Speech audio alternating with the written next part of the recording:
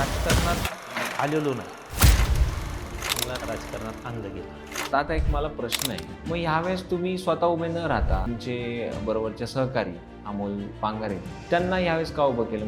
अमोल पांगारे हा माझा जिल्हा परिषदेच्या निवडणुकीमधला पहिला सहकारी आणि प्रशासनाचा एवढा दांडगा त्याला अनुभव, काम कसं करून घ्यायची ती त्याची हात होती. आज तरी मला असं वाटतंय ह्या वार्डामध्ये तो इलेक्शन लढतोय, तो सगळ्यात सक्षम उमेदवार आहे हे मी खात्रीशीर लिहून देतो. मला एक सांगा, जर तुम्हाला अशी एक दिवसाची सुपर पॉवर दिली, त्यात तुम्ही जनतेसाठी त्या लोकहितासाठी काय कराल वेगळं? शिक्षण, आरोग्य, रोजगार. राजकारण हे विकास मार्गावर सज्जन लोकांचा खेळ आहे.